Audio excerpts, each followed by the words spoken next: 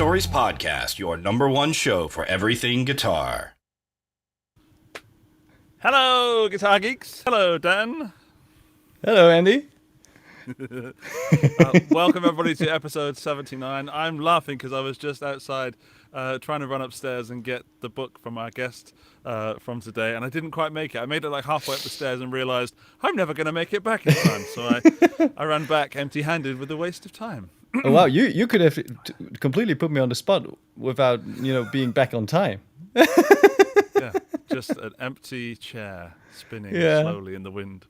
Yeah. I wish it was windy here. Man, it is so hot. Same here. Is it hot where you are? I'm melting. I mean, this is the showroom here. It's all aluminum, and we have the lights and everything. It's crazy. You can probably tell. It's like I'm sweating, and it's wow. It's good that we don't have smell stream. No, definitely not. So we got Zachary Adkins on the show today. I'm not sure if it's Zach or Zachary, and we'll ask him in a little bit.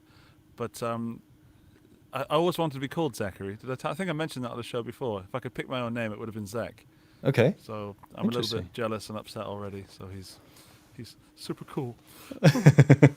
Let's say hello to the people in the chat. We've got Valeria, we've got Gary, we've got Sarang, we've got Michael, and we've got Chris. Hello, everybody. Welcome to the show. It's the last one in season 3 as well. That is correct. Not the last one ever. Don't panic, everyone. Just the last one in season 3. We're going to take a little holiday break, and we'll do some stuff at Gear Street. Dare I say, the finest guitar event to happen this year. Probably one of the few events to happen this year. One of the few events to happen this year, with all us guitar gear YouTubers together, making videos just for you. And you can. By the way, you can let us know if you want to see some kind of instruments there. Let us know, especially Aidan stuff. Comment below if you want to see something there. Maybe I can make it happen. Yeah, I'd like to see. I'd like to have a peer, please. I totally get it. When you're among so many Ibanez fans, there's some sort of peer pressure.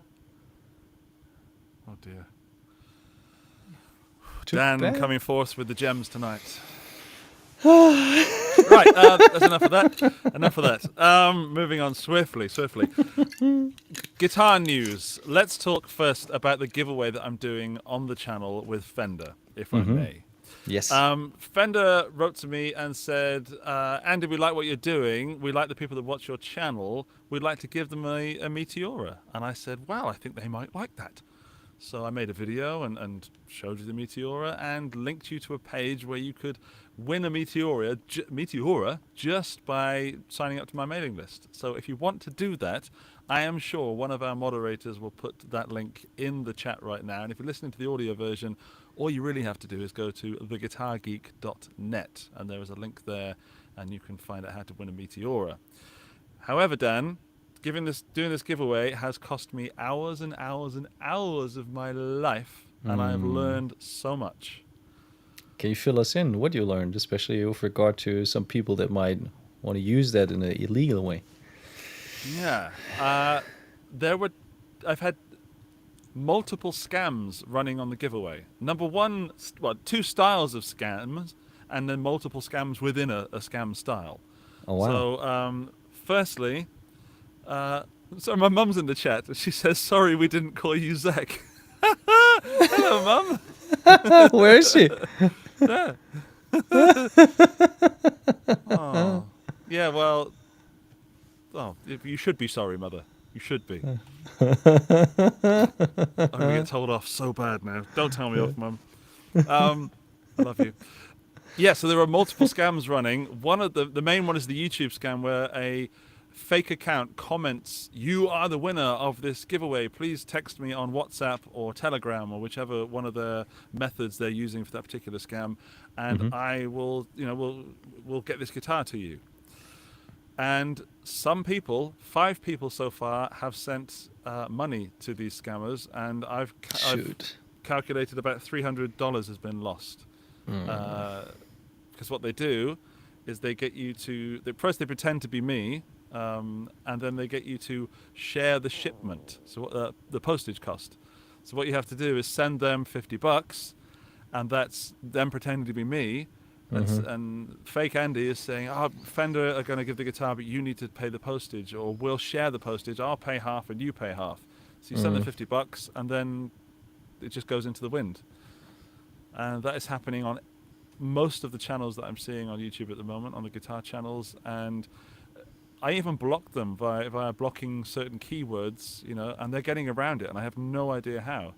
So YouTube really need to up their game. So as a warning, I will never ask you to contact me via WhatsApp or Telegram, ever, ever. I've got a video coming out on it because I am currently, Dan.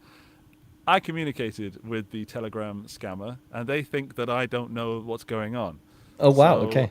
I just thought I'd put an informative video together about what happens and what to do and what not to do and how they're trying to scam it. So. I mean, I've given away most of the information now, but yeah, I just don't want anyone to be scammed at my expense. Yeah. The second scam is that one guy signed up to the mailing list with 1,500 emails, and I've had to spend my time deleting those. Ay. He's created some kind of script that has allowed him to enter and I've even put some gatekeeping stuff on it, and he's still super cool at coding. Some computer genius is using it for evil. So that's the second type of scam. But yeah, it's been a lot of work, but I've learned a lot, so now I'm a better person for it. So I'm not going to complain. How's the feedback so far for the competition? Great. I don't want to give too much away. I don't want to give too much away. But the live stream in 2 days, if you're watching this live on Thursday, we will give away the guitar live on the stream. Sweet. And maybe if Dan's around, he can jump in as well. Just say hello, on his phone. Hello, Andy. Send me a guitar, please. I did not participate. Just to, for the record, to set things straight. I will say that I recognized a few email addresses from people that I don't think should have participated, but they did. I'm not going to call them out, but they did. Hey, what's up, Mark Agnesi? You've got enough guitars at home. No, I'm just kidding. All right, let's do some more news before we get our guest in. Dan, what is the piece of news we were talking about before the show? That Mark Agnesi joke was a cracker. We've been talking about about Joni Mitchell performing a surprise show at Newport Folk Festival. That's a tongue twister. Yep. Easy for you to say. So I think after almost 20 years or so, she finally returned to stage, and she did not just return to stage. She sang and she played a Parker Fly electric guitar. I have a photo. How cool! How cool is that? So the photo is courtesy of New York Times. Nina Westerfeld is the photographer who shot that amazing shot. And how cool is that, right? That's so cool. But I assume it's because it's got the piezo pickup. I assume. Yeah. Because I don't see any pickups on there. I love the Parker Fly. I would love to have a Parker Fly. But apparently they're actually pretty good instruments. Never played one. Yeah, they're lightweight. I think I might have played one. Whatever it was, I don't remember it. But yeah, I want one. But now they're super expensive. But yeah, Joni Mitchell playing a Parker Fly. Amazing. Yeah, and the performances, they were great as well. I mean, she was sitting there with that big band, and I think she had an aneurysm in her chair. I mean, she had an aneurysm in 2015. I think there was a lot of press already going on with her telling how she kind of had to relearn everything, like from scratch, and watching her own performances on YouTube to kind of figure out what she was playing, what she was singing, and the lyrics and everything. So it's great to see her being back in the game and actually being ready to perform, even while sitting. I mean, that's pretty cool. And I saw a lot of posts with people actually crying over the performances. So she still has it, touching people. I can't listen to both sides now. I first heard it in the film Love Actually, which is one of my favourite films. And that whole scene, if you haven't seen Love Actually, there's a scene in which it's quite heartbreaking. And then that both sides now is just, it just breaks me. And then this version that she sang this week is just another level of I can't listen to it.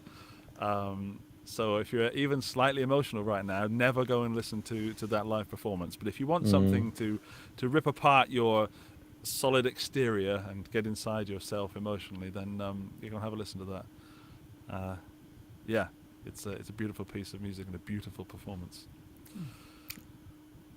And don't ever. I mean, the takeaway from the movie is don't ever just, give your wife a CD as a present for Christmas. Make sure to give her a nice necklace as well.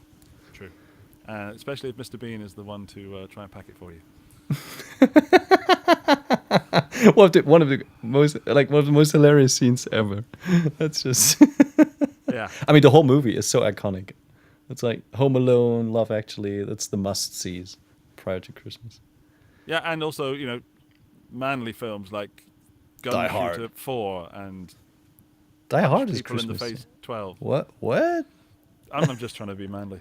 I mean, Die Hard is a Christmas movie as well. It's non-debatable. Non-debatable. Correct. Right, let's go back to our chat just to see how it's going over there before we bring Zachary in. I'm basically just checking to see if my mum sent me any more messages. Blah, blah, blah, blah. Okay, well, people in the chat, please look after my mum for me. And I will also recommend that she doesn't type anything too revealing about me. She's got some great stories. Right, our guest this week, Dan. Yes. Give him a nice little introduction, if you will. I will. 2 or 3 weeks ago, we were lucky enough to host Aidan Fisher, who played the Master of Puppets solo scene in Stranger Things. And he revealed that one of his guitar teachers, and probably the most influential, was a gentleman called Zachary Adkins. And he also pointed out that Zach is an author of a guitar book, and we kind of, did some research on it and found out that it's one of the best sold and highest ranked guitar books online, called Guitar Efficiency. Andy bought it. I don't know how much time you spent already digging into the book, but I'll let you know. We can talk about later. Yeah, and we kind of discovered what a gem that gentleman named Zachary is. And actually, it was I was 2 years old when I learned that he was the winner of the 2017 Ibanez Flying Fingers shred competition. I had no idea. So also today years old. I've just learned that right now. Yeah. So, and he's a guitar teacher, great shredder, author, and probably a very influential instructor online and offline. So we're happy to have him on the show and talk about how to play faster, what kind of tips he can give us, even for the more advanced players, how to grow as a player. And we can probably also talk about the book and his new album. So there's plenty of ground to cover. Okay, then please welcome to the show, Zachary Adkins. Hello, Zachary. Hey. Hey, how's it going, guys? It's all good. It's all good. See if I can get centered here. Yeah, it's quite hard to do. It's you think you're in the middle and then you're not in the middle. But welcome to the show. Thank you for giving us your time and joining us on the Guitar Stories podcast. Yeah, thanks for the invite. It's really cool. Also, thanks for writing the book. I have it. I'd love to tell you that I finished it, but I haven't. I've barely started. But there's some great exercises in there, and we can go into that in a little bit, and I'm sure people have some questions for you.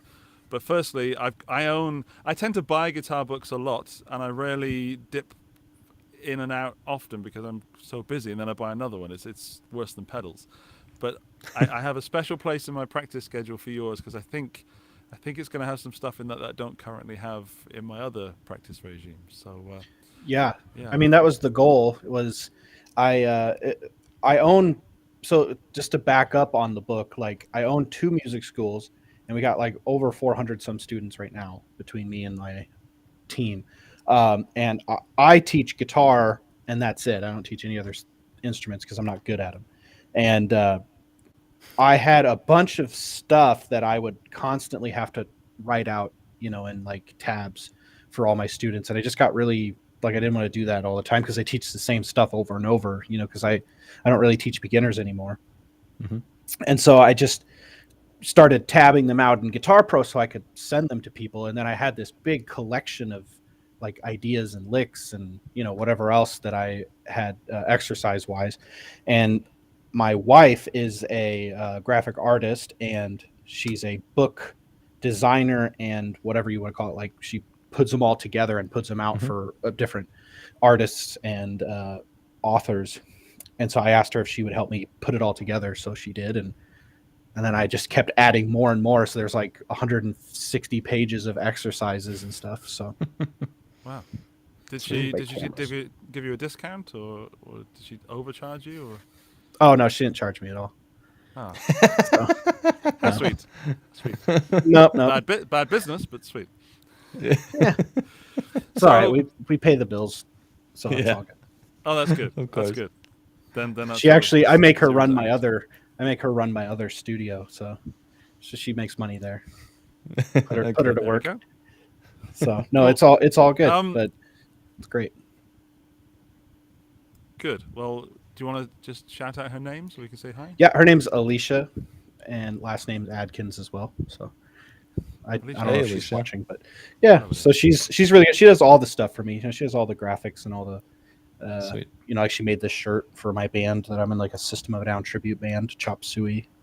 All right. Nice. So we make our own custom stuff, and but anyway, so I did have a copy of my book. So my book, Guitar Efficiency, uh, it's something that I always liked to have journals or success books and stuff like that, and there was always a section where you could write your goals.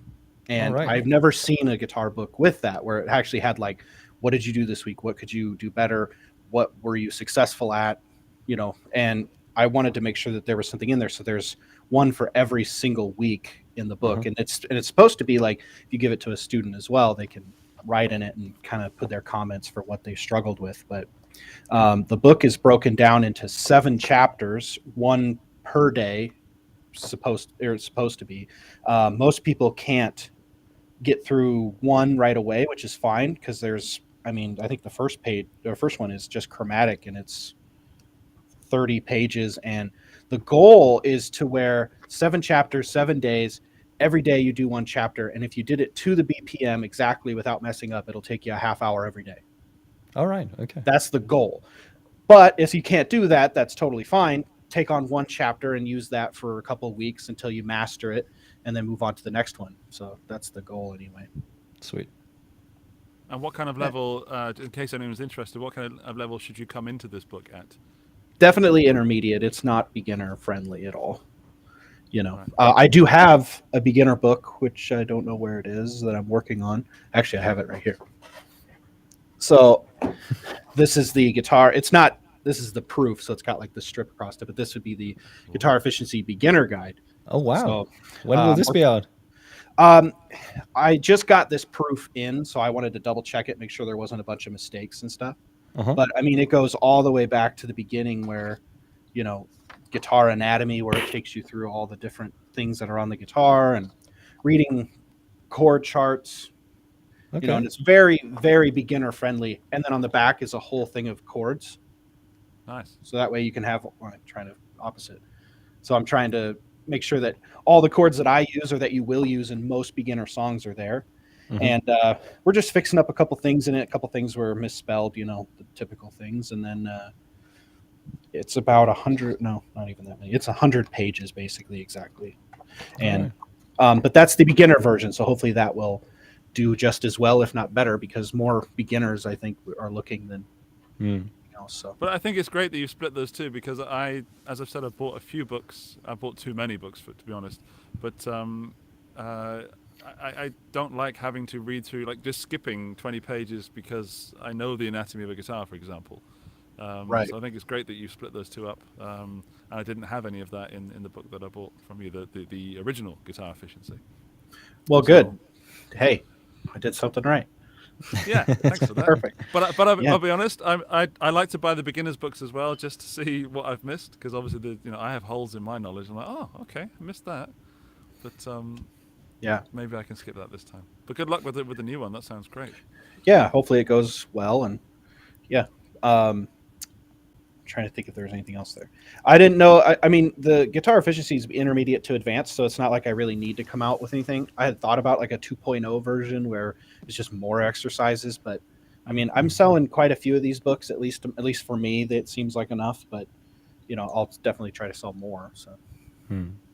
Yeah, I mean, Aidan was really waxing lyrical about it. He was really happy with what you're doing. So yeah, and Aidan's that's why amazing. you're here. So Yeah, he was a really Aidan, nice guy. Really enjoyed talking to him. yeah, when I first started, when I was in my house, because now I have two schools and they're separate, and but I was just in my house, and he came, and his dad was like, "Well, he wants to learn this, this, and that." And I was like, "Man, I don't know how young this kid is, or whatever." These are pretty difficult songs. And I don't even remember what they were. One was like a Black Label Society song, and All right. I was like, I thought this guy was supposed to be like a kid, but then he shows up, and he was like 13 at the time, maybe, and he was already just killing it. And All I right. mean, there was still a lot that we could learn and do better, but he was Sure. already on his way. And I knew, right, just meeting him, I was like, this kid's got this like obsessive compulsive desire to be good at the guitar, and Sweet. here he is. So really proud of him, and his Yeah. family's all cool. I mean, I'm friends with all of them on Facebook, and we all chat all the time. And, Cool. That's great. but he just decided, I think they moved or something, and that's why they couldn't take lessons anymore. But moving obviously helped him because he got the opportunities that he did. So Yeah. Absolutely. Yeah, he seems. I didn't even know he was still using my book. I mean, I knew I had given him one, but when he said it on your guys' stuff and on the interview that he did for Stranger Things too, I was like, oh wow, hey. So, and then I saw 5 sales come in from Germany, and I was like, what? Ah. Oh, Nice. One of those was me. Yeah. Yeah. So, thanks for that. I don't know who Yeah. else. We're going to talk about some gear in a moment. Is it Zachary or Zach to come up? But you like technically prefer- my business name is Zachary, but you can call me Zach if you want. Sweet. It's all the same. I don't But know. that's my professional name, I guess. Zachary. You And may you- have heard that I've always wanted to be called Zachary, and it's because You're still of the, fantasizing. I still am. Yeah. Still slightly upset that I wasn't involved in the conversation and decision. But My dad was gonna name me Dexter, and my Wow. mom put a stop to that real quick. That's also cool. That's Sweet. also cool. Yeah. Dexter. I thought I'd it have was been cool. happy with Dexter. Dexter. Yeah. Yeah. Yeah. Do you remember the game Zach McCracken? No. There was I a don't know point and what click that is. adventure called Zach McCracken, and Oh, really? yeah, That was- I've never heard of it. Very early, like 80s. Was that mid 80s? It's got to be late 80s, early 90s. I don't know. I- I really don't know. I wasn't born yet, so I don't know. Well, Right. it's a very nerdy 88. point and click about Yeah. about aliens invading the planet. You have to walk around and click and solve puzzles, and That sounds cool. it really is. And it's got this kind of off the wall humor, which I really enjoy. Mm. So I'll have to check Yeah. it out. I recommend it, and you can be yourself in the game, Zachary. Yay. Zach McCracken Yeah. and the Alien Mindbenders, I believe was the Yeah. title. Right. We're going to talk some gear. We didn't really warn you about this, Zachary, so you've got some gear with you, I believe, that you're going to talk about. But we picked 3 pieces of gear that's been released in the sort of last 7 days that's made us excited. Or if you've got some gear that's excited you recently, that we can pick that. Little rant before we go on. There's not much gear being released. Not much That's coming right. out at all in the guitar world, Yep. and it's upsetting me. But That's here's the what I do thing: with my life. you can basically tell that still the supplies the levels are not yet where they used to be, and you see new stuff that's being released or officially unveiled, and then you've got delivery times like June 23 or something.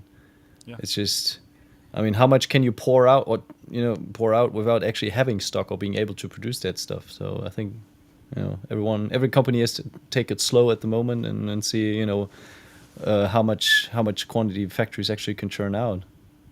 So yeah, but it's a little bit frustrating because usually that's one of the most interesting sections when you were browsing through the internet and kind of figuring out what was going on, and now it's pouring in like one news every other day or so. I just remember Yeah. last year, we'd have to pick a piece of gear for the week, and there'd be like 4 things that I'd have to choose from, and I would have to genuinely have trouble deciding which one, and sometimes I'd choose 2. And now it's hard to even find one. One that excites me. I mean, there is gear being released, but not stuff that really. The one that kind of, I don't know if it was the new Ernie ball guitar, and I can't remember what it was called. It looks really weird, and I think it was designed with Tozen Abazi, and Yeah, the Kaizen. yeah, the Kaizen. That Yeah. I don't know if I like it or not yet. I haven't made a full decision, but it's like that was probably the only piece of gear that like stood out to me that's new. Mm. Yeah.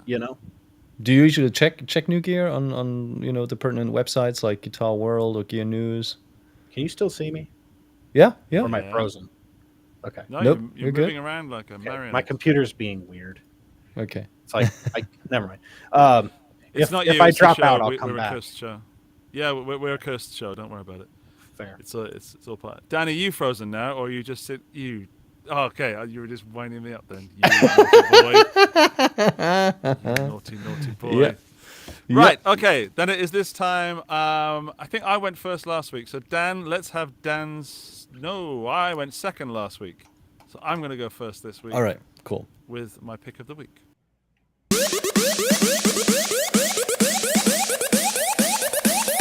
Andy's pick of the week. Yeah, that happened. My picks of the week have been getting increasingly more expensive by the week. I've been choosing extremely expensive pedals, and I've stood by them and I've justified them. This week, I've gone way over the top with something that genuinely excited me. That's the rule. But it is mind-blowingly expensive at 50,000 American dollars. Give me a break. However, it is for a good cause. The thing that I've Okay. chosen this week is made by a friend of the show, Ron Thorne at Fender. And it is this, the Otto's Moonbass bass. So not only is it $55,000, it's a bass guitar. Yep. Yeah, it's the money will be funding music education programs for elementary and middle school students in Los Angeles. So it's going to a good cause. So it's not something you just buy. It's a whole load of stuff was made by Fender for this, and it's all Minions and Illumination related. But there's Ron there, and if you're seeing this on the video version, you'll notice that the bass that Ron is holding is just the centerpiece. So if you're not seeing it, it's just the neck, and then about just slightly wider than a neck's width of bass. Looks And, like those cigar box guitars. Yeah. So what you've got is you can actually take the bass to pieces, and all the sort of imagine a P bass, all the corners come off, and they sort of slots out and slot back in again. I think it's brilliant fun. Yeah. That looks sweet. Yeah. I mean, I love Minions, and I quite like bass guitars if I'm honest. But yeah, there it is. It's a pretty cool concept. Really cool. Yeah, we so should 55,000, please. we I've should seen pro- this. I saw this guy on TikTok has like the pickups in the middle of the guitar. You can take it out like a piece of Lego and then put in a different thing, and it'll be a bunch of different pickups. And then you just take them out and put more pickups in, so you can change it out at any time. I thought that was kind of interesting. I don't know Yeah, but- if he's selling it. There's a few guitar brands that do stuff like that, but I think it's great. I think it's super interesting. I don't know how. I think the point I've had this discussion with Henning, and that is that by doing that, you're taking away the opportunity to buy a new guitar, which some people that is a joy. So yeah, Yeah, there's I a suppose. downside. Yeah. I suppose, know. but I mean, go buy another guitar anyway. Like, Yeah, buy the guitar and the I have pickups. But- 60 guitars. I don't care. Oh wow. Okay. That's not me. we need to talk about that in a moment. Yeah, that's an addiction we gotta address. It's Of a lot. course. Yeah, you've come to the wrong place if you want a cure. I always tell people that because I'll have parents ask me, like, do you think we should get, my kid another guitar? And I was like, I'm the wrong person to ask because I will always tell you yes.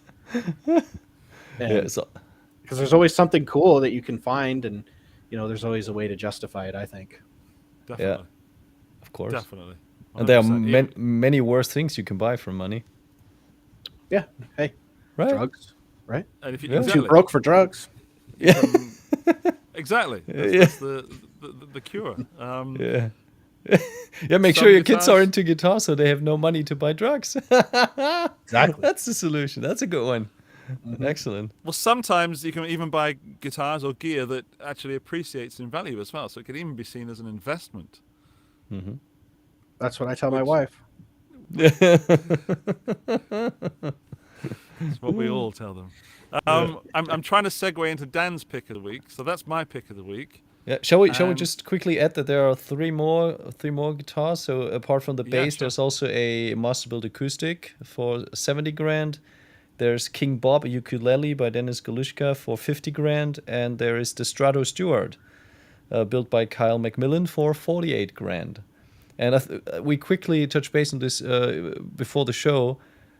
While I think these price tags are completely ridiculous, I would love to see Squire versions, like simplified versions of these instruments, like a Hello Kitty-esque version of this, because I think the Minions, they have such a wide fan base, and it would be just pretty cool to have instruments that kind of appeal to the super young people and to the fans. You know, there are some adults that are into Minions as well, right? Banana. Definitely. Yeah, I'd love to see Squire versions. If they've got the licensing already, then why not push it a little further? There's all the guitars. I managed to get a screenshot. So Oh yeah, that's lovely. cool. yeah, I really dig the Kevin one, but I had to choose the bass because of the sort of Lego aspect of it. Yeah, by the way, we're also streaming on your channel, aren't we, Zachary? You added us to your channel. So for the first time ever, we're streaming on 2 YouTube channels at the same time. Many people have tried to do this, and no one's ever succeeded. And you, my friend, Really? have done it. Yeah. That was pretty easy. I just clicked go, and it was like, okay. I don't want to offend our previous guests, but I'm also pretty sure it was fairly easy. Yeah. So, Andy, I'm surprised you didn't pick the Fender Japan traditional 60s Jazzmaster, the Jazz Blaster that got released a couple days ago. I was answering the challenge honestly. The Minions bass guitar made me go, wow. Okay. So it was the one that excited me most. But yeah, I would have normally, had that not been there, I would have gone for the Jazzmaster.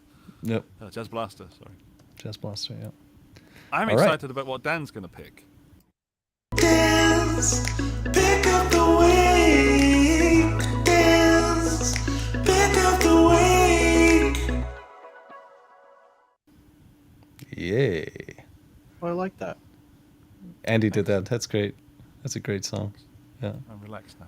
I still don't have it on my phone. I need that. When someone calls me. Send me the right amount of money, I'll send it to you. All right. PayPal. All right, yeah. So my pick of the week, surprise pick probably, but I was completely floored when I saw it. Fender released a, let's say, iteration of the George Harrison Rocky Stratocaster that has been designed for the mere mortals, and I think this is a made in Mexico version of it. Comes with with the fluorescent Dayglow paint, alder body, which I always find pretty important for a snappy tone. 7.5-inch radius, a rosewood fretboard, I guess. And they are saying that these guitars are all hand painted. Oh wow! And this is something. I mean, of course, it's a made in Mexico Stratocaster that clocks in at around $2,000, but still, for a hand painted instrument, I think it's a pretty cool run of 1,000 instruments in total. So yeah, it even got the Grimwood sticker replica on the back of the headstock. So it's a pretty cool guitar. And as we've been talking about like gear investment, to me that was one of those guitars, like the Blink 182 Fender Tom DeLonge Strats that got released 20 years ago. Stuff like this appreciates in value pretty quickly. So yeah, that's probably a good investment. And if you're a Beatles fan, it's a no-brainer anyways. So I picked that, and I like the Dayglow colors. I think that's just rad. Yeah, it's really pretty. I was surprised that you were talking about it today because it got released. I got a newsletter from Klangfarbe in Vienna. They've got one, and I genuinely have considered and am still considering buying it. I don't. Okay.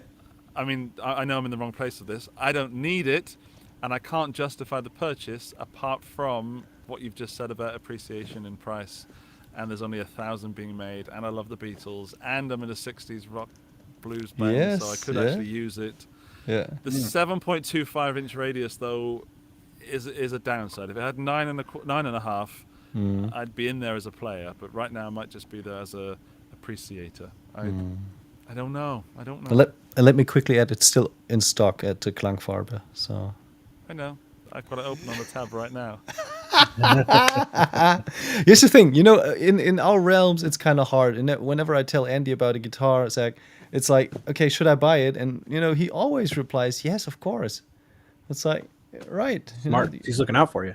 yeah, he's a good care about friend. you. Yeah, of Care about course, you. of course, Cares about your mental health, of course. Yeah, not your financial health. His financial health is fine, Zachary. Don't worry. Okay, well, good. The thing is, if you got to the point of asking yourself or asking someone else, should I buy this guitar? All you're looking for that point is justification. You've kind of already made the decision. Yeah, pretty much. yeah. One of my my other teachers here, he got the new Cutlass from Ernie Ball, the Jason Richardson one. Ooh, And it's the white one with like the kind of sparkles. That's a really nice guitar, I guess. It's new, isn't it? yeah, definitely. Well, then there you Yeah. go. That's my pick, I guess. I don't get a cool song, but it was a cool guitar. It plays really well, you know. I mean, because I've played some Majesties and I've played a bunch of other Ernie Ball stuff, but that one's really nice. Mm-hmm. A lot of fret access to the 24, and it's really cool guitar. So I guess that's my pick. Sweet. That's also well deserved. I mean, Jason Richardson has been knocking it out of the park with his Luke Holland collaborations, and you know, there's some Polyphia collabs as well. I think he's really making the move to you know, because with Music Man they have the old heroes like Steve Morse, who by the way just stepped down from being part of the Deep Purple band, which is super sad. So Yeah, I saw that. yeah, and they have Luke, they have Albert Lee, and they have Petrucci, but Petrucci is already like the youngest guy from that realm, and now they come with St. Vincent and the Mariposa and the Jason Richardsons, and this is like the next generation. It's pretty cool to see them kind of moving forward and moving into like the next century, basically. Yeah. So Yeah. I like Did them. you say They're the great. white one, Zachary? Sorry, the white one. Yeah, it was the white one. Yeah, This one? that's it. It's the 7-string version, but yeah, his was. Okay. It's still Darn cool. yeah, it looks a little bit like the Buckethead Les Paul, right? Just needs some red True. knobs. True. Yeah, it really does. Yeah. I like where, That's killer. especially on these, I like where they have the truss rod access right there at where the pickups are, so you don't have to even mess with a truss rod cover and getting the screws out and losing the screws and losing the cover, and like it's just such an old technology. I think the truss rod covers, I don't really care for them. Yeah. I agree. The wheel is the most superior thing that we have. And I also, if you look at it, because it's up on screen anyway, like right where he has the pickup selector, the switch is like in the perfect spot for me. You know, a lot of people that's like way too far back, and I can't even like reach it while I'm playing quickly. You know, all those little things I think matter. Of course. So that here, so it's right like in between the two pickups. Yeah, just that little switch there. Because if it were me and I had my own signature guitar, which would be sick, I would only have the 3-way switch. I wouldn't have a volume or tone knob on my guitars at all. I don't use them. You're just wide open all the time? Yep, all the time. Wow. I don't know why I've decided that. I think it's because, like, especially on like the when I was playing the Majesties, every time I would switch between pickups, I would end up hitting the volume knob and it would cut the frequency down by at least 50% because I would always bump it. And it's like then I'm playing, I'm like, why do I sound like crap? You know, and then it's like, oh, it's because I literally switched down on the volume. If I did have a volume, it would be like way out of the way. Way on like on the in back the of next room or something. Yes, exactly. Yeah. So that's, you know, I'm trying to figure out where I want to go for, you know, a guitar endorsement and, you know, who's accepting people, because a lot of places don't. I'm really looking at like Kiesel, you know, I'm a big fan of their instruments. But it's like you got to find somebody who's wanting to do, like, for me, 7 strings that aren't just like a 6-string version or a 7-string version of their 6-string models. I want something that's like it was meant to be a 7-string guitar. You know what I mean? It's meant to be playable that way. And there's been a lot of times where I pick up a 7-string guitar from a company that really doesn't do it, and it's like, it's kind of weird. It doesn't have that feel that I like. So Apart from the shape, what would your preference be like in terms of the wood and the pickups? Do you have any kind of preferences or any kind of experiences where you say, okay, this is something that worked for me in the past, and this is something that didn't? You know, I really like the zebra wood for the fretboard. I think that looks really cool. And as far as like the wood for the guitar, I really like ash. Sometimes that's hard to come by because of the ash burr, like that bug or whatever that kills all the ash trees. So I'd probably go with alder, if anything. And then I like roasted maple necks. Those are really nice. They don't bow as bad. I would love to have one. I had the Ormsby RC1 guitar. I had 2 of those, and those have 27 frets. I really liked that. And they had the scalloped fretboard from the 12th fret up to the 27th. It was like partially scalloped though, just on the high strings, so that was really nice. So I'd probably go with something like that. I don't really care for the fan frets. I don't really care for multi-scale guitars. I really just like the straight frets. Obviously a 7-string. Are you playing standard tuning then? No, I play D standard with a drop G if I'm on 7-string. Oh wow, okay. Yep, at least for this album. It's just heavy, and a lot of them, actually it's funny, like I have all these guitars, but I ended up recording everything on my like $200 Ibanez, so 7-string, because it just had the best tone. It was really cool. And then not all the solos though, just the rhythms, and then the solos I did on the RG or the J Custom. All right. Which was the $200 Ibanez? I need to know. We need to be specific here. It's the 7321, I think. I got it right here. It was this guy right here. So is that a Geo? No, it's the RG. That should be 7321. 7321 should be a Geo. Yep. Got all the tape on the back to keep the springs quiet. Yeah. And this one's actually something that I modified myself. Notice the 7-string sits on its own, and the 6 are on a trem. I had a local guy do that for me. So only the 6 strings will be manipulated by the trem. The 7th string is off. And I'm trying to find somebody who wants to manufacture this for me, but nobody seems to be interested. So, and I don't know why, because you could have an 8-string guitar with the 2, 7, and 8 hanging out with the 6 on the trem. So if anybody wants to, manufacture that, that'd be great, because I would love to have that. And the reason why I did that was because anytime I use a 7 or 8 string and I use the Floyd or any kind of trem system, it's so heavy because of those thick strings, especially in drop G, and then you'd be in like, I don't even know what that would be, like a friggin' B again, but it's like this feels just like a regular 6 trem. So that's why I did that. Of course, now it's all blocked off because I don't use it for anything. I use it for rhythms only. That's a great idea, Zachary. I know. And everybody's like, yeah, I don't really see a utility for that. And I'm like, what the hell are you talking about? Huh, that's interesting. Even just the fact that low string stays constant when you do use the trem, that's a musical thing that you could really use for keeping that low notes standard. Hey, that's what I'm saying. Dan, as our resident Ibanez representative, why, what, how, where, when? Actually, I was just looking up because there were several versions of the 7321. So the version that Zach has is definitely not a Geo version; it's a regular version that's been built from like from the early 2000s until 2012, 2013 ish. And I was looking for the hardware, and it has a original fixed bridge in the first place, and then a Gibraltar standard bridge. But developing hardware is one of the most expensive parts of the guitar, because you need to kind of design and redesign basically everything, and it's super costly. If every iteration is super costly, so I think a lot of companies shy away and actually are more prone to using stock parts, and coming up with for instance with the AZ tremolo that has a more narrow string spacing. That is expensive. Right, so usually companies kind of collaborate. So Ibanez does it with Goto, and other companies they also do it with like the traditional manufacturers, and it's just just the casting molds itself, they cost a fortune, and if you have like a minor thing that needs to be addressed, you do the whole thing again, and then people scream, okay, now we want a left-hand version of it, so you got a left-handed version, yeah. It's crazy, but I like the idea. I like the idea. I totally love it.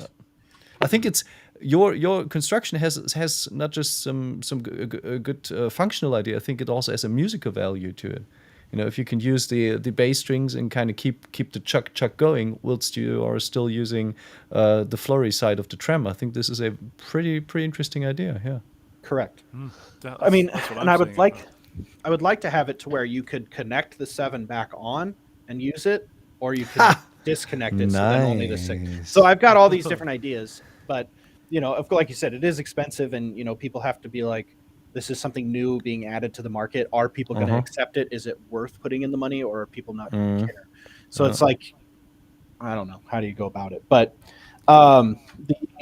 speaking of the, I think at the beginning, I don't know if I was on yet or not, but you had mentioned that I got the 2017 Flying Fingers thing. So this is the guitar for that, which is a super cool piece of gear. The J Custom. And they only made, I think, like 20 of them, if I remember right, something like that.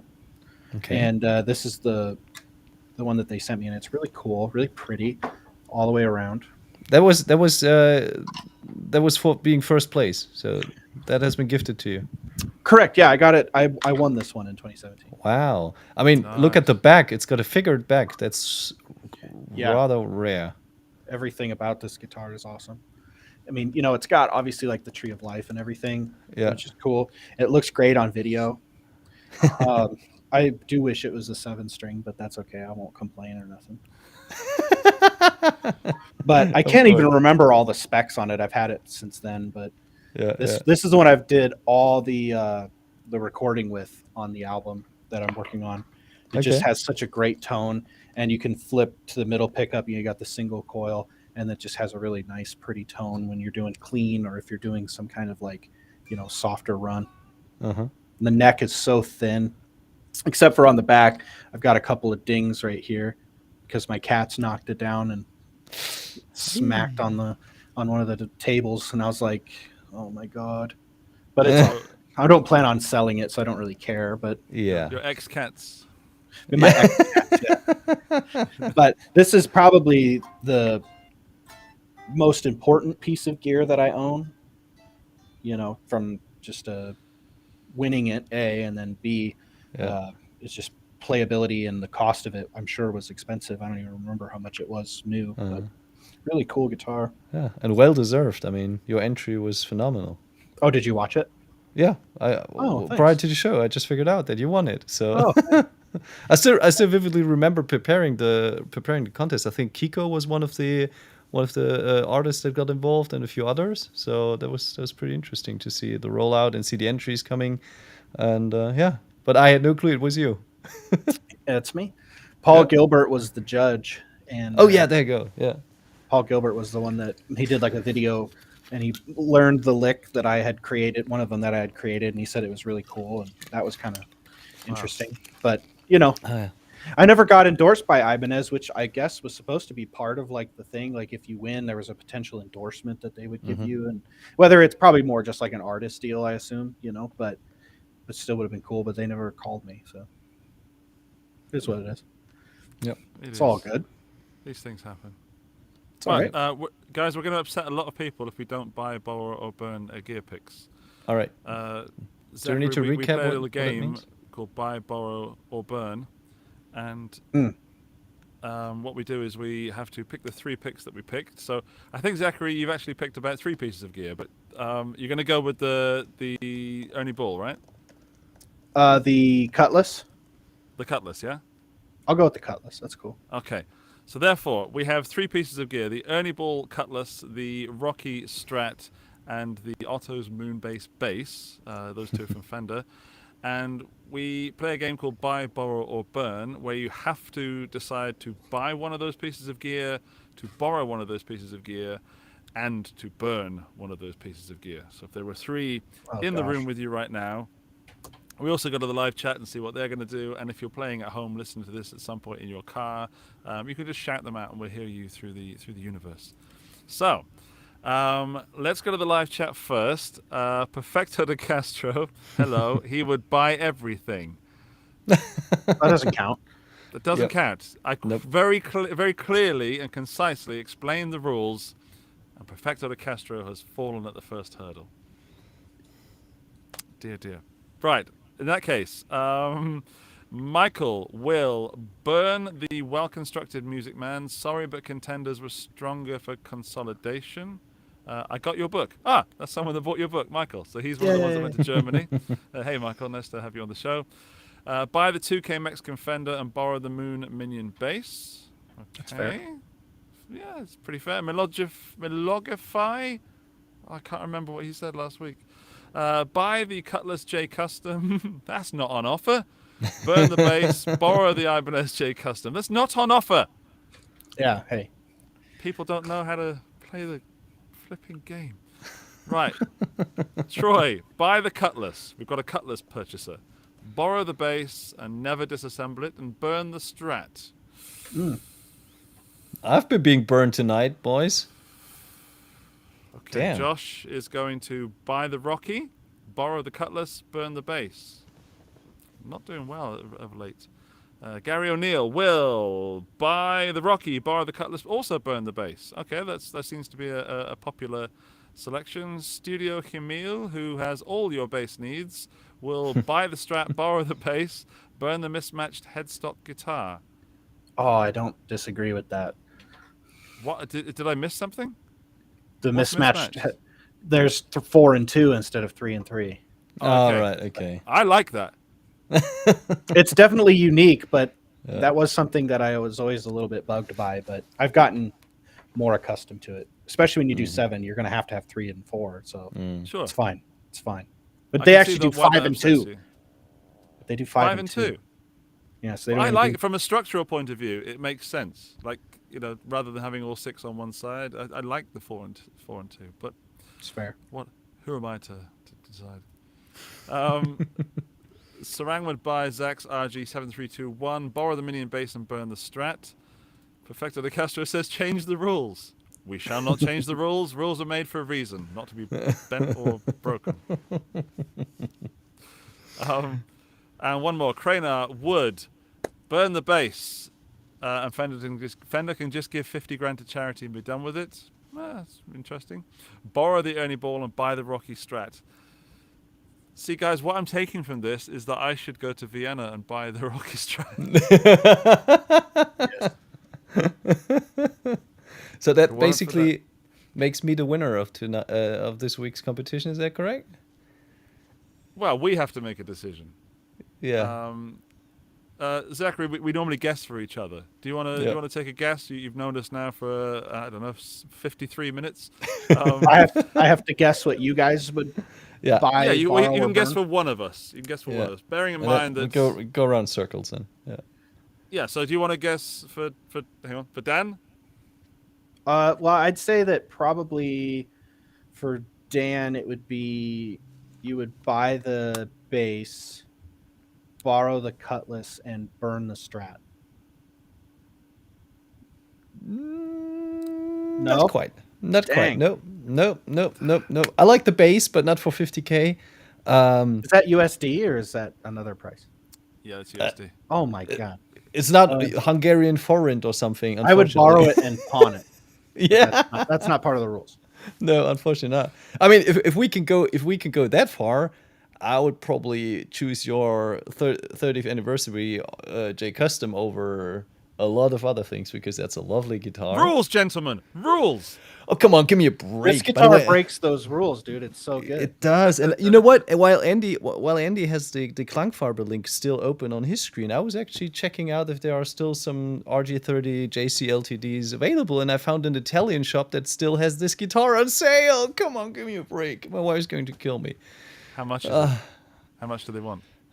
It's like I said, they have it on sale. I think they are asking for 3.7K.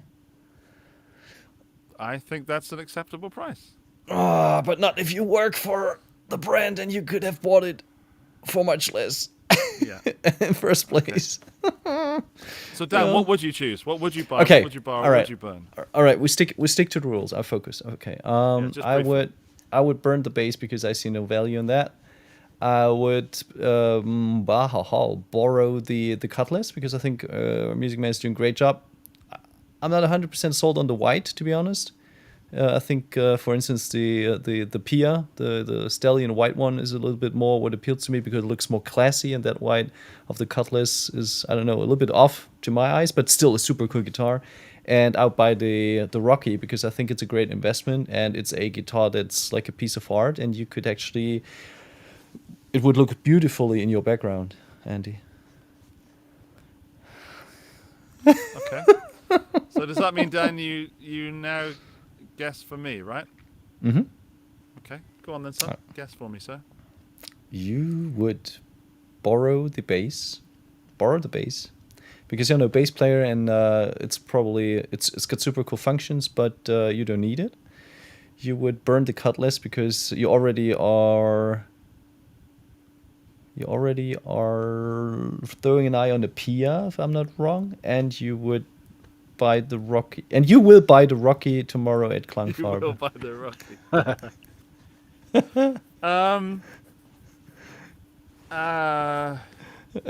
He's out of words. All right. I would definitely, but I would. There's a clause there. I would definitely buy the Rocky if this game were real.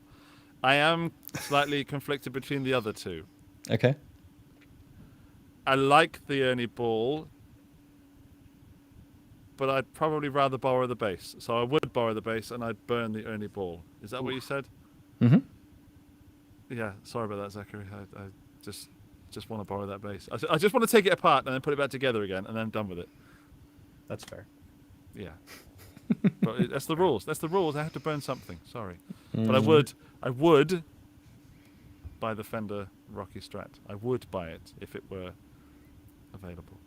Yeah. Okay, then I'm going to guess for you, Zachary. I'm going to guess that you would buy the Ernie Ball, borrow the Rocky, and burn the bass. Yes. Because I don't play bass. Sweet.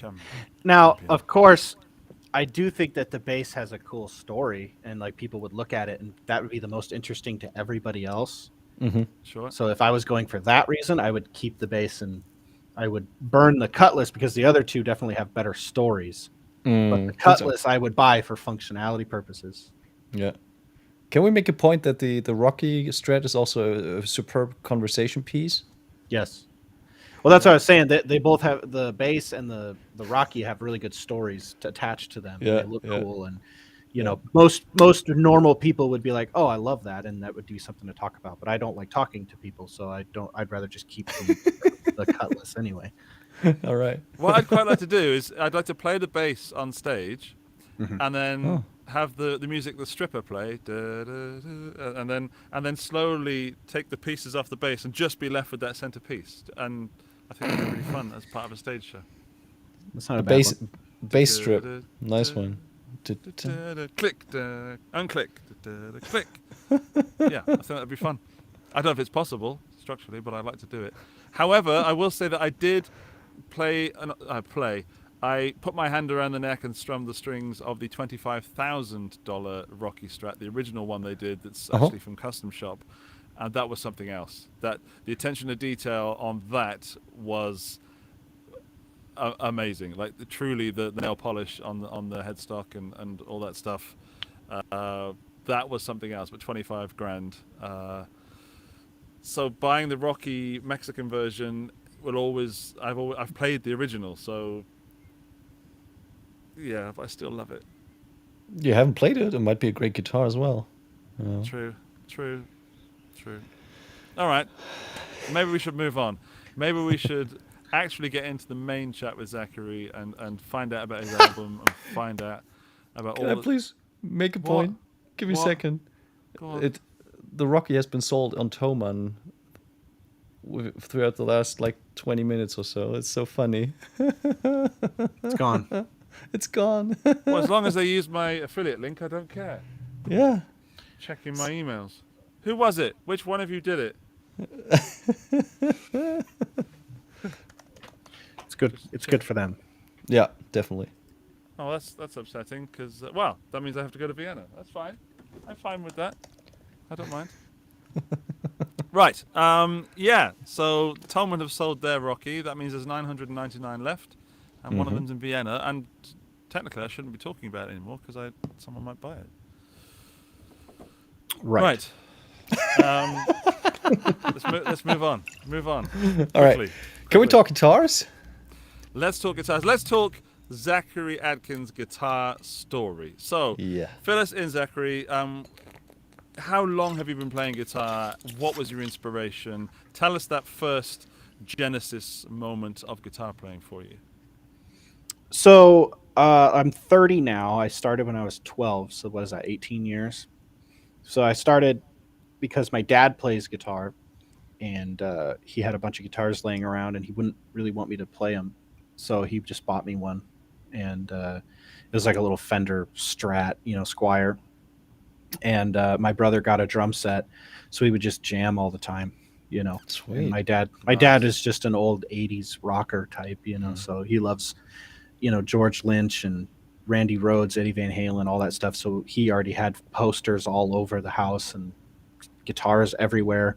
So it was just probably ingrained in my life that I was going to become a guitar player. My whole family plays guitar, and I just kind of took it, I guess, a little bit further than they did. Sweet. What was some of the first songs that you learned or you jammed to? Wow. The first, probably a lot of Kiss. That's like my favorite band, and a lot of like System of a Down. Hence why I'm in like a tribute band for System of a Down, and a lot of Ozzy, because Ozzy was like, especially the Blizzard of Oz, Diary of a Madman stuff. I really enjoyed that. So that's what really brought that kind of image, I suppose. Like you see Ozzy on stage and you're just like, that's sick. So that was a lot of learning that stuff. And then it got a little bit more as I was getting better and better. You start finding new bands, and then I started getting into like Trivium and Avenged Sevenfold, and basically like the 2006 era of music. That would have been like 14. Then it was, I don't know if it was my ADD or what it was, but I just wanted to keep going more and more down that path. So I got into like Jeff Loomis a lot. Like I listened to his first album like a million times, and like the Conquering Dystopia that he did with Keith Merrow, and Ron Jarzombek from Spastic Inc. And it's like all of these really progressive, fast, clean players, So I just started emulating them and playing as quickly as I could. And Dream Theater, obviously, too. That's kind of a big one. So then I stopped playing for like a year because I was trying to like figure out how to make money and like live, So I started working at freaking Walmart, So, and that was fine. I was making decent money there, but it was just depressing because I wasn't playing at all. Sure. So I took like a whole year off, and then then I started getting back into playing, and I've just been working on an album for like the last 5 years, trying to do something, and I hate everything that I do, and then like the mix is never good and this isn't good. So then I tried to now I got to focus on getting better at the recording and mixing and mastering. So there's always something new to do, Then 2017, I was like selling cars, and that was fine. That was actually a good experience because I got to learn how to sell and how to like market and do that kind of stuff. But then that 2017 is when that Flying Fingers thing happened, and I didn't expect to win necessarily. I mean, I went into it hoping that I would, but I just put out whatever I put out, and I had like a crappy camera, and just wasn't a very good experience to record because I had no idea what I was doing.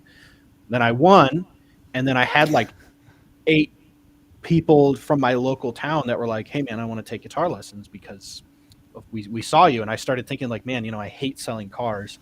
Like it was fine, it paid the bills, but I didn't love it. You know what I mean? And I was like, I wonder if I can take this marketing and salesmanship and put that into guitar lessons and try to grow it from there. So that's pretty much what I've done for like the last 5 years, is just play guitar, record stuff, and then take more and more students. And now we're at like 400 some.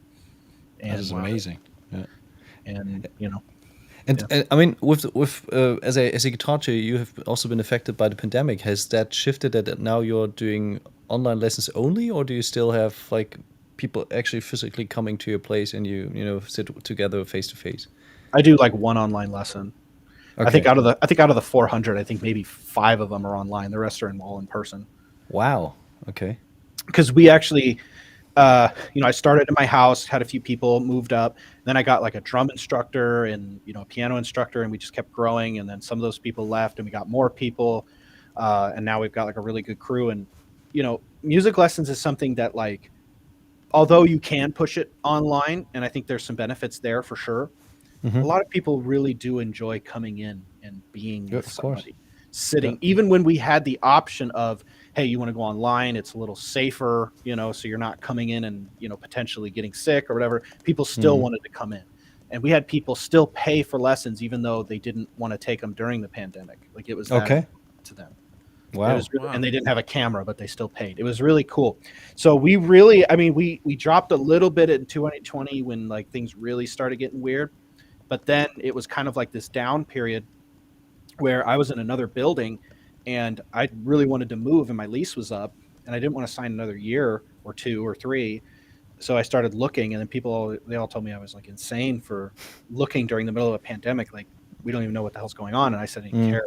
So then I found a place, we got in there, and then we did really well. We went from like, we doubled our students in 1 year after the pandemic stopped. Or not stopped, but, had kind of dropped down a bit. And then just in March of this year, 2022, or I should say January, I guess, I was looking at another place here because, I don't know, you guys aren't from America, I assume, right? Nope.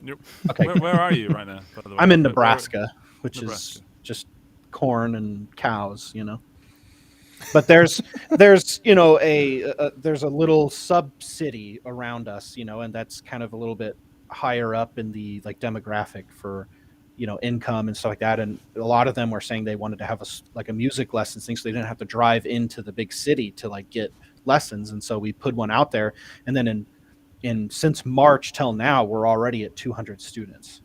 Wow. So. And I don't teach any of them, to me, I've backed off teaching. I only teach 3 days a week now. Okay.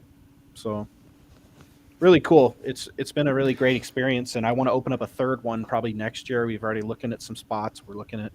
I just figured, to me, if I want to keep playing guitar, then I have to do things that are going to pay the income, or I should say make me income and pay bills, so I don't have to like physically work.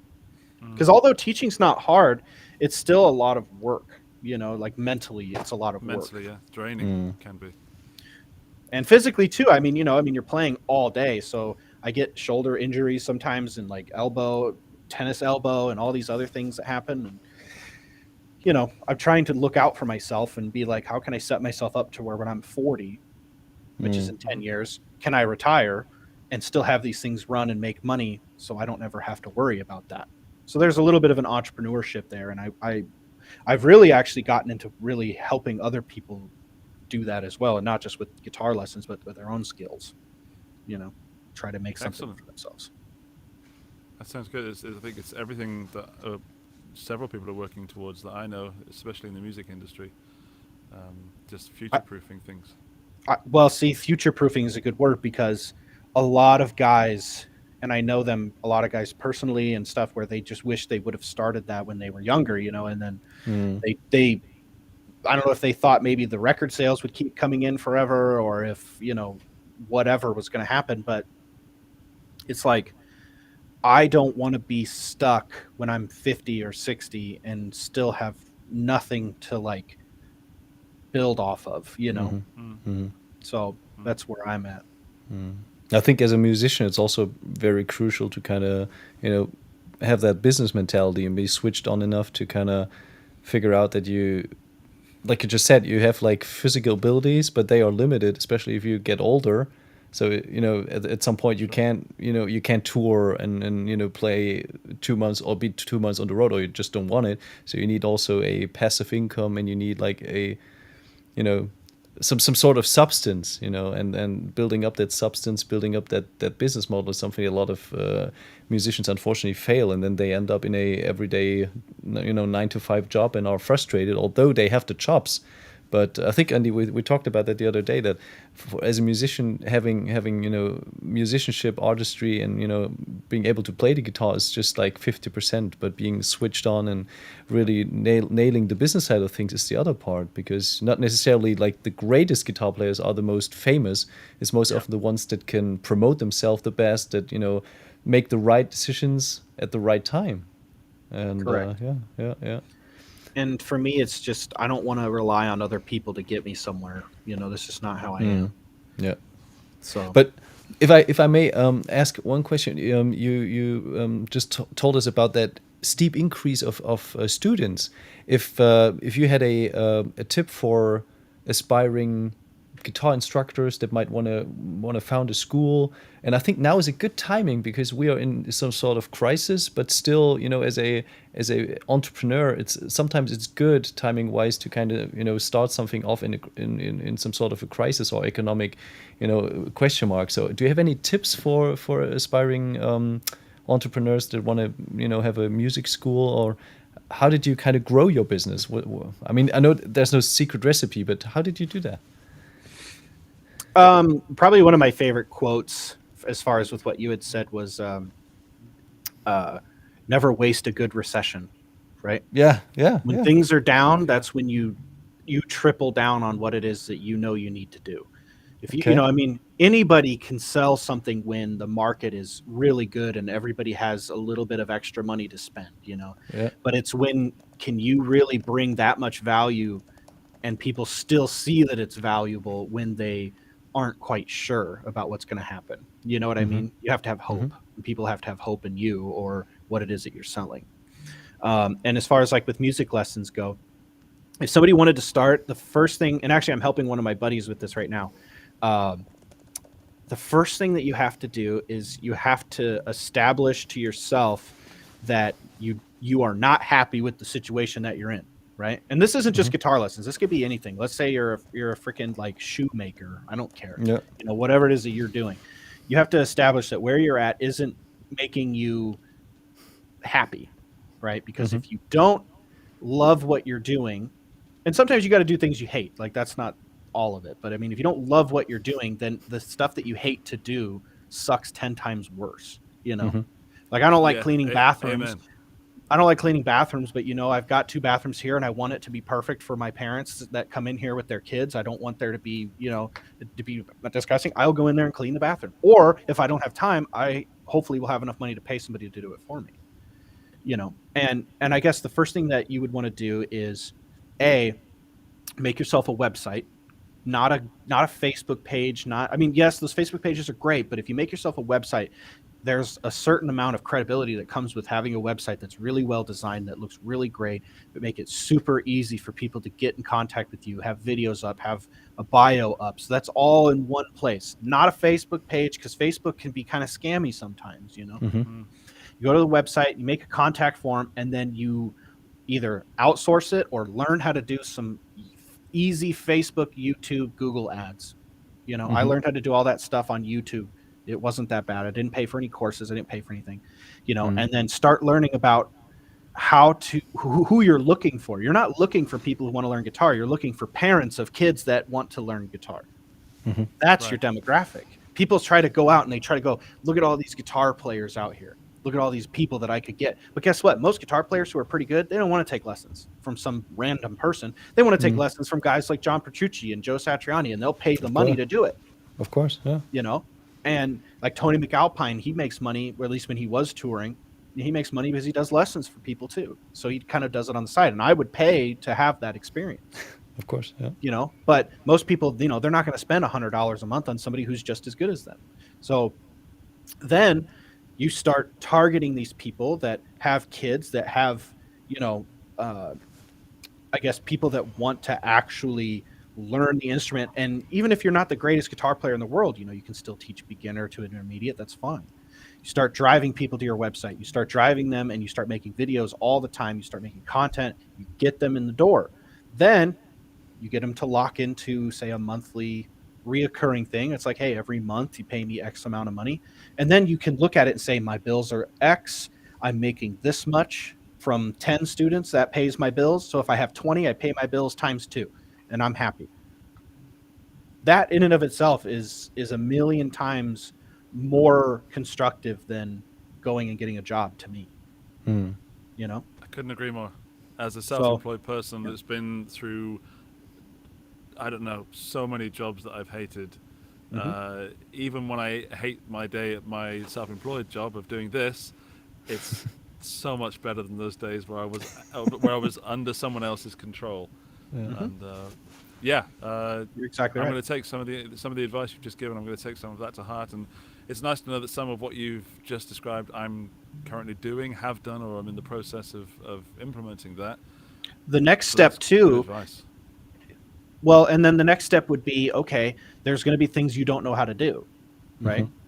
Like, I don't know how to play drums, but there's a lot of people when they bring their kids for guitar, they're like, well, my other kid wants to learn drums, or my other kid wants to learn piano. I'm not going to go and learn how to play piano. I'm going to find somebody who's already dedicated their life to it and then offer them, like with these guys, hey, you're going to make X amount a month. You pay me 25% of it or 20%, whatever you decide between them.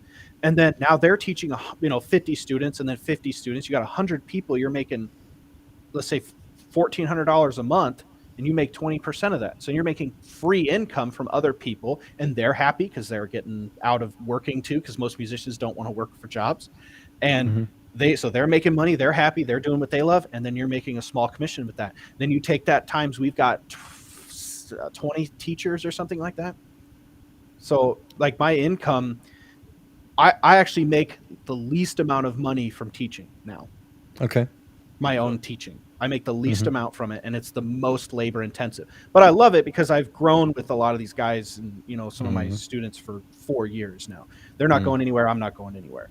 Yeah. But they do know that it's like, okay, Zach's got a lot going on, so I'm going to make sure I show up on time. I'm going to make sure that my shit is done, and that way, I don't show up and get my time wasted and vice versa, and then you start building off of that. You scale it out. Now, music lessons are a little different, but I'm still trying to get onto the online thing, start doing online courses and start doing that. I make a few $100 a month on my book, and, that's fine. But if I could get this online to do like a reoccurring monthly subscription, that would be really great. So, but I get really jacked up about business because it's something that it's just a big puzzle, and there's always something different, and there's always there's a pandemic that happens, and then there's a recession that happens, and then there's whatever, but as long as you go into it knowing that those things are there and you prepare for the really kind of down times, and in those down times, that's when you push to be, like I said, in the middle of a pandemic, I signed a 5-year lease at a building when the guy was like, "You're crazy." I know. I love the statement you made. Never waste a good recession. That's definitely going to be printed out tomorrow and hang right on the wall in the office. And actually, I love how enthusiastic you are about the business side of things, because it actually shows you that, you have understand that it's a requirement, but it's also not something that has to be, something that kind of drags you down, or is something that's just considered a necessity or something, I have to do it. But if you do it in a right, and if you have some sort of natural interest in kind of trying out things and kind of figuring out things, like you just mentioned, the social media advertisements, stuff like this, I think this can be fun too, if you puzzle the pieces together, and then all of a sudden it turns out to be a beautiful image or beautiful picture. It's just, I think this is like part of the game. There's never that route where you know exactly how to go from A to Z, but you have to figure out those kind of segments and A, B, C, D, E, F, G until you come to your goal. And thanks for sharing all that. That was very inspirational. Yeah, absolutely. I mean, it's just something that everybody has the ability to do it. It's really just, are you going to get through the because there's a lot of fear, and it's scary to put yourself out there, not just in a video, but all, like you guys doing this podcast. I mean, it's scary to turn that camera on and be like, all right, it's go time. And you could mess up, and then somebody makes fun of you, and then you have to deal with that internalism of that. And then, but then you go even further by saying, I invested in our new business, the one in the outside of the city, we dropped $40,000 to open that store. USD, and it's like $40,000, and that was to build rooms and to advertise and to get. We bought real pianos and we had them moved there. I mean, it was everything, you know, and we wanted it to be perfect.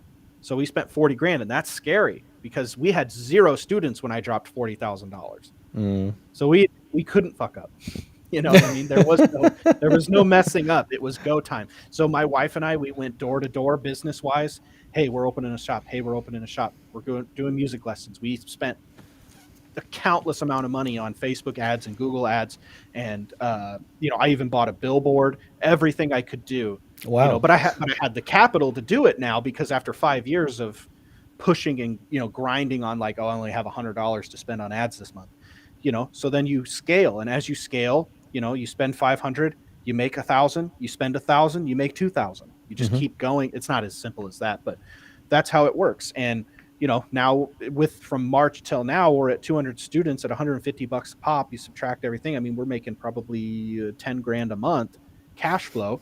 So we'll pay back that in 4 months. And then the rest of the year is back to normal.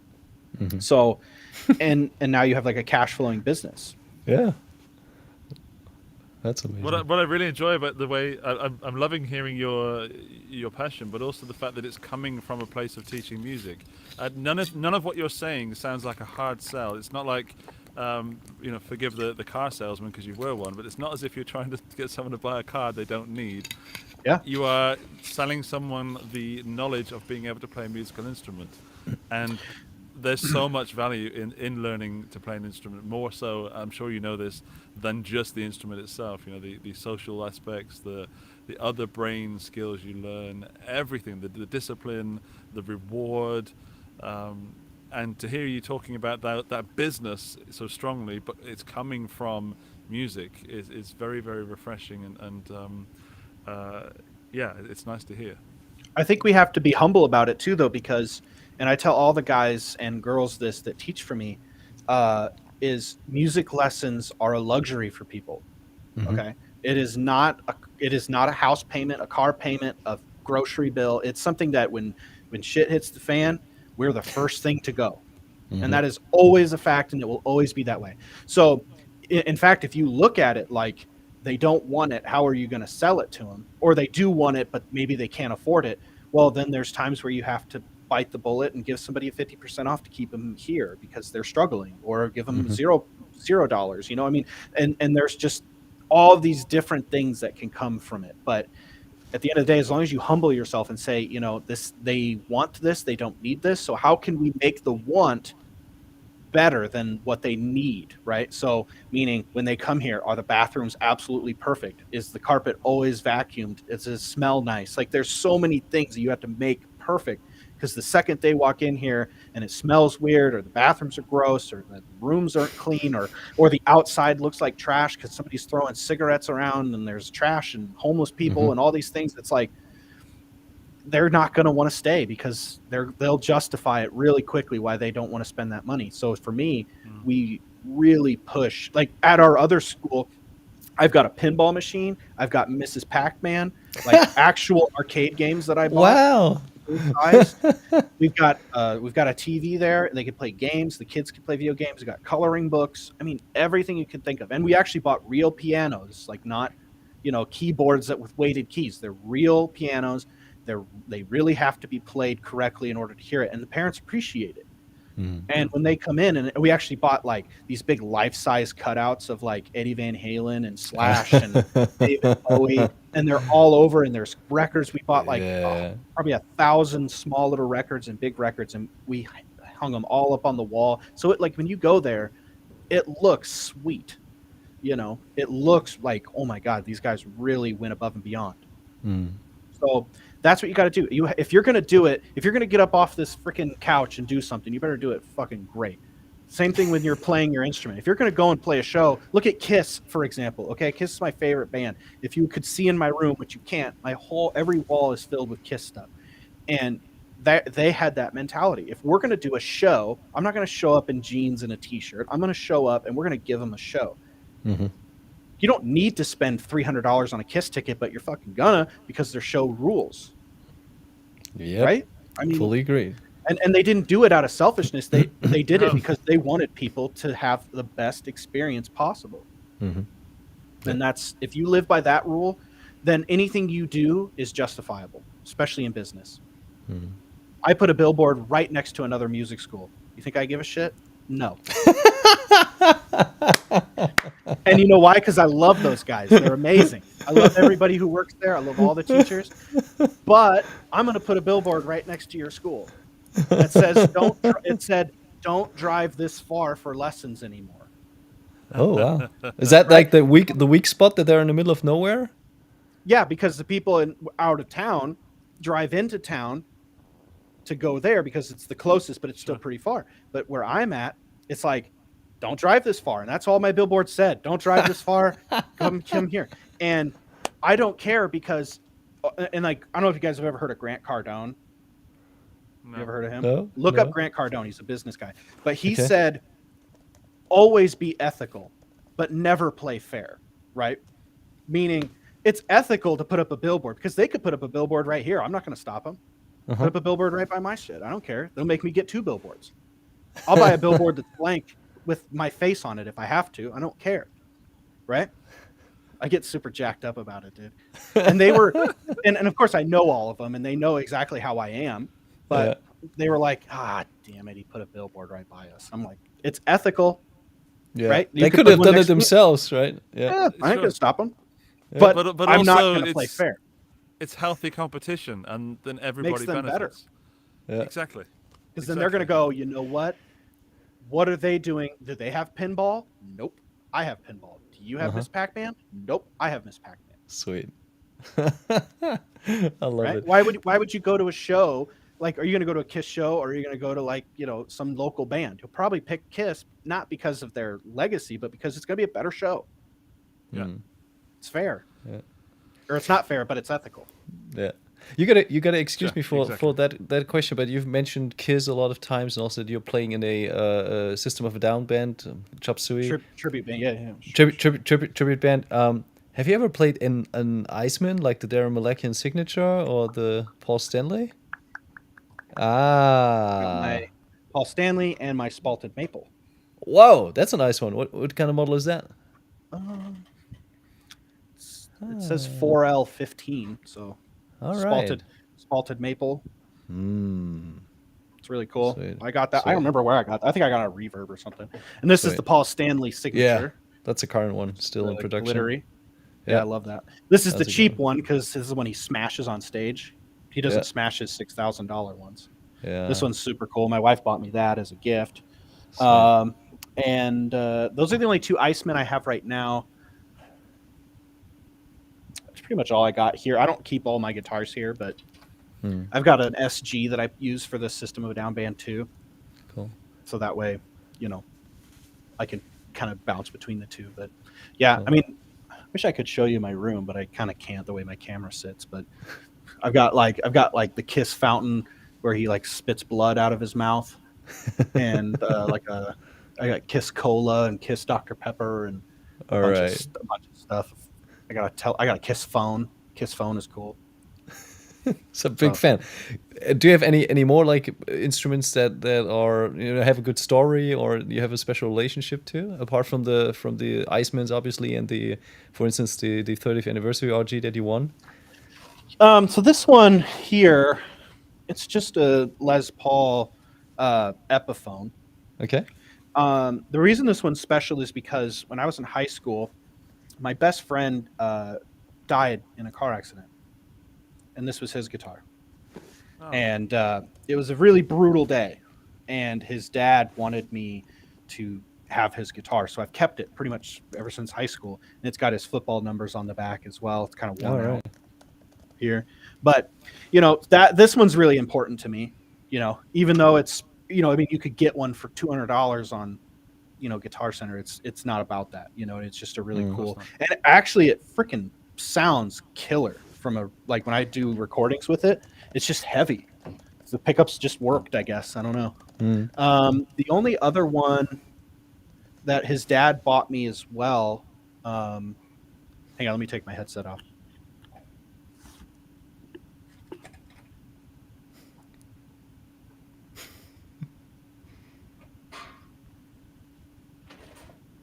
He's gone to get something. I think so, yeah.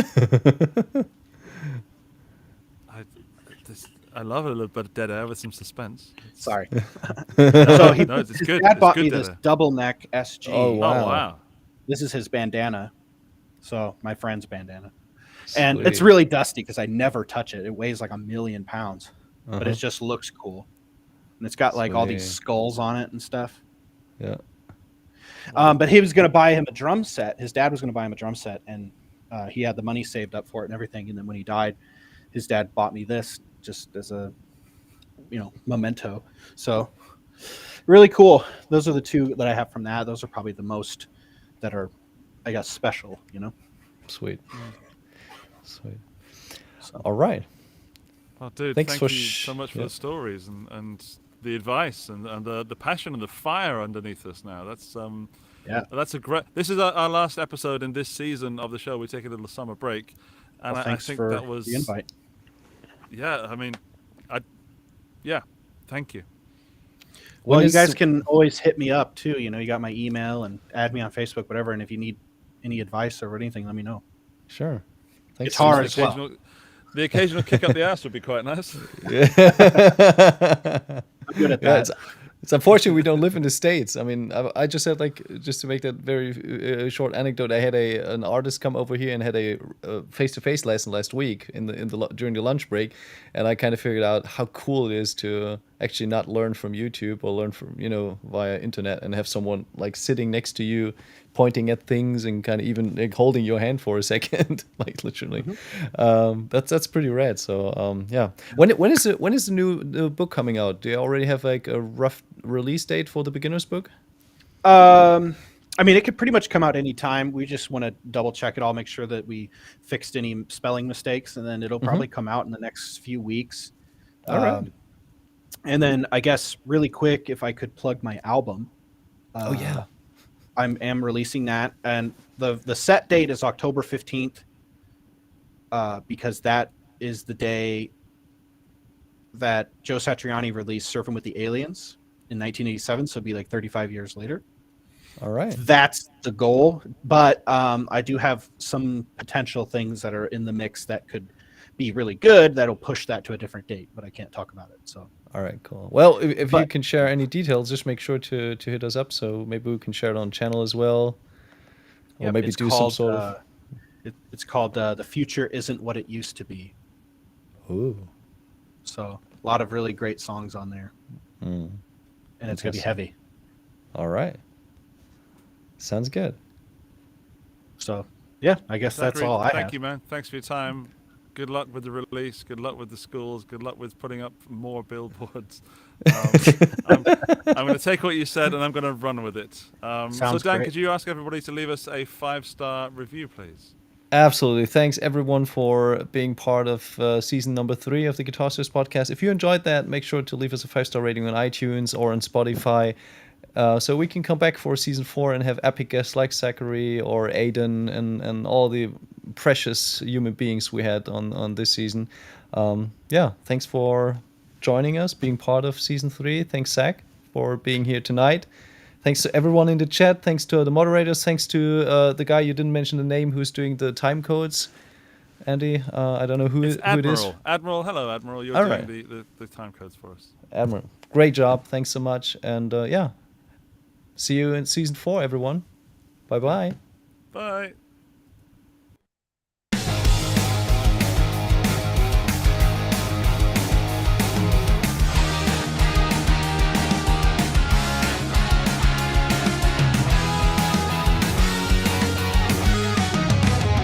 Guitar Stories Podcast, your #1 show for everything